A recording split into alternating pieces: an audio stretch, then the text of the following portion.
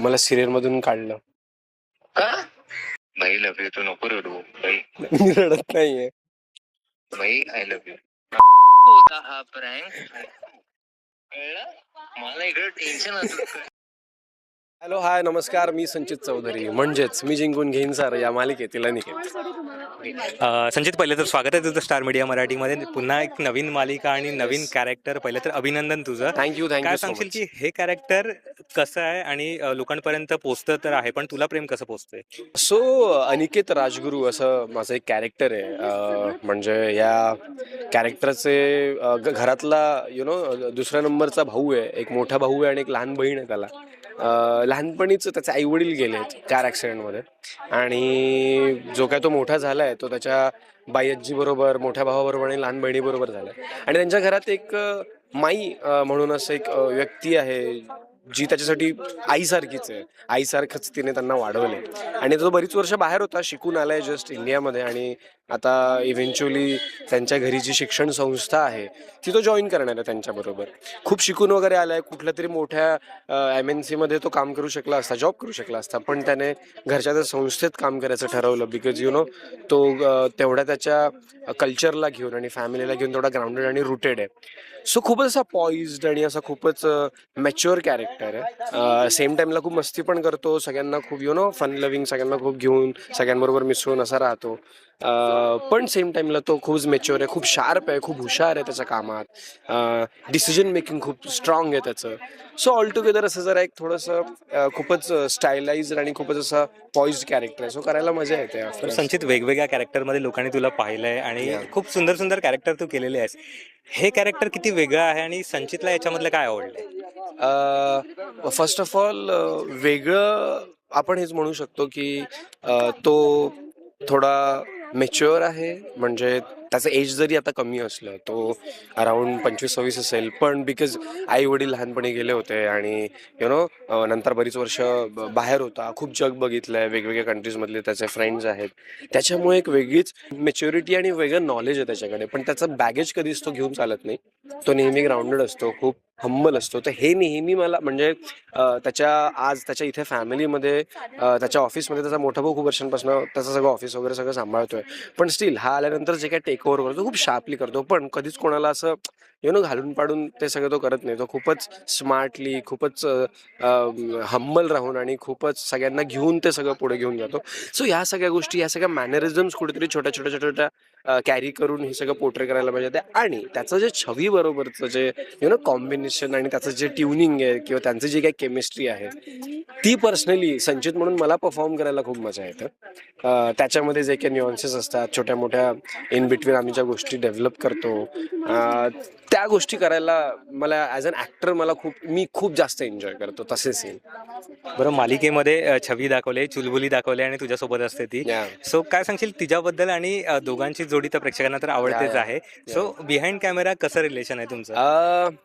Behind camera पण आम्ही तसेच आहोत. म्हणजे थोडं मस्ती, एकमेकांचं टांग खिचणं वगैरे वगैरे असं सगळं सुरू असतं आमचं.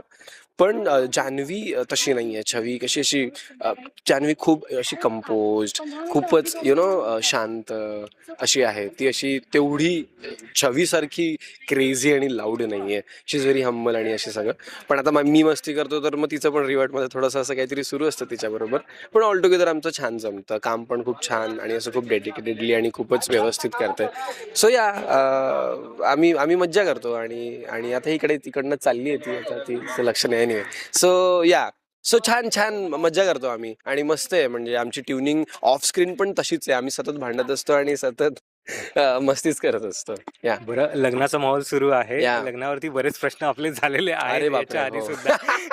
सो पुन्हा ते विचारणार नाहीये मी. पण गरमी आहे, मे मध्ये लग्न शूट सुरू होते. संचितला मे मध्ये लग्न करायला आवडेल? अजिबात नाही, अजिबात नाही. जर माझी पहिली कंडिशन कुठली असेल तर माझी हीच असेल की मी समरमध्ये नाही करणार, मी विंटरमध्ये लग्न करेन, कडक थंडीमध्ये. आणि त्या कडक थंडीमध्ये पण अशी जागा मी निवडेन जिथे आणखी जास्त थंडी असते. सो समर माझी थिंगच नाही आहे. मला कधी कधी जर असं वाटतं की हे जे 3-4 महिने आहेत समरचे, मी कुठेतरी हिमालयात किंवा कुठेतरी नॉर्थला जाऊन किंवा कुठेतरी आउट ऑफ कंट्री जिथे खूप थंड असतं तिथे जाऊन राहावं. आय होप मी हे कधीतरी करीन. सध्या मला कामाच्या संदर्भात थांबावं लागतं, ऑप्शन नसतं, 3-4 महिने मी जाऊ शकत नाही. पण मला नाही आवडत गरमी, अजिबात नाही. बरं, आर्टिस्ट म्हणून चिल राहावं लागतंच, पण आता एवढे सगळे कपडे जाड घालून शूट करायचंय, कसं मॅनेज होतं?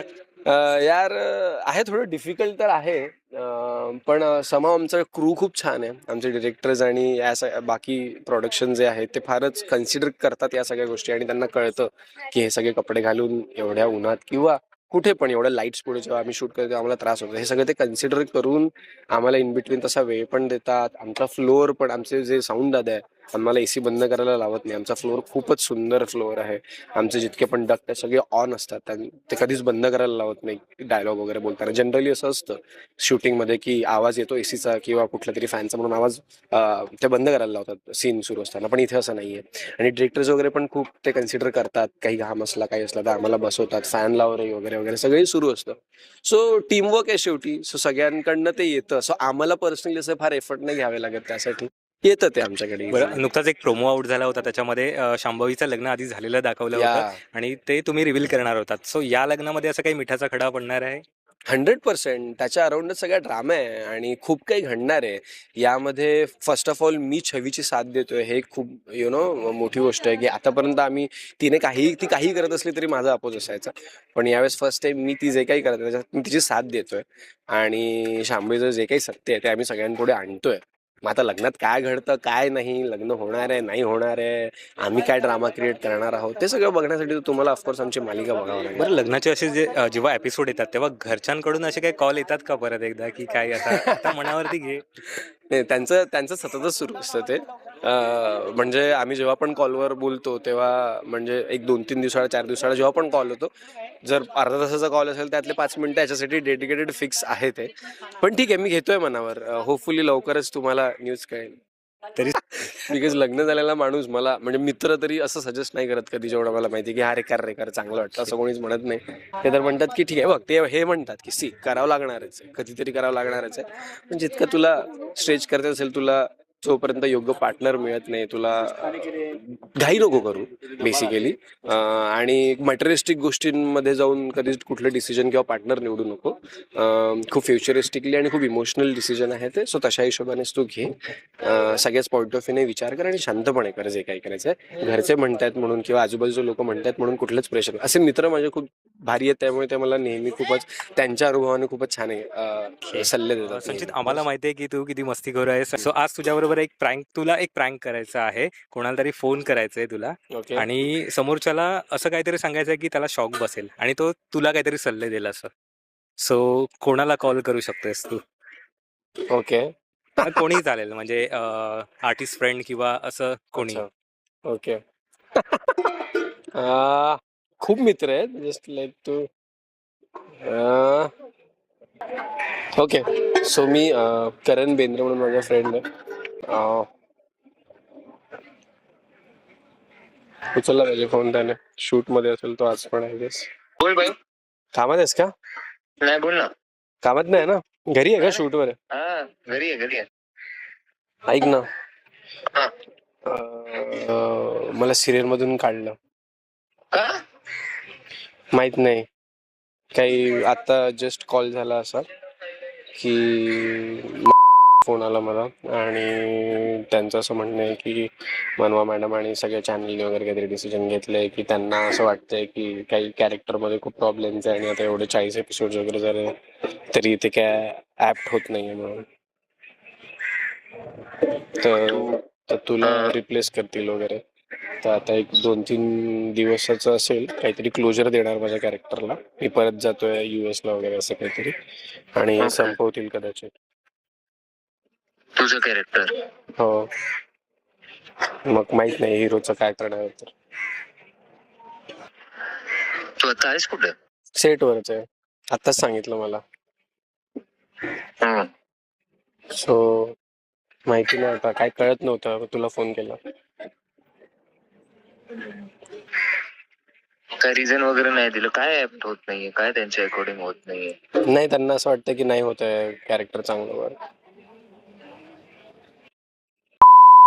काय वाटलं नाही, मी आणि निकिता बघत असतो, आम्ही बोलत असतो, अरे मस्त वाटतंय, त्यांची मस्त करतोय, असंच आमचं बोलणं होतं. नाही, माहित नाही, खूपच डिसअपॉइंटेड आहे ते लोक.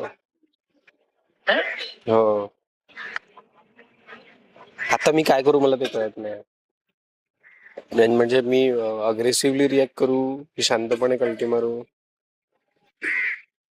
तर बघ, अग्रेसिव्हली रिॲक्ट करून तर काय होणार नाही, बरोबर.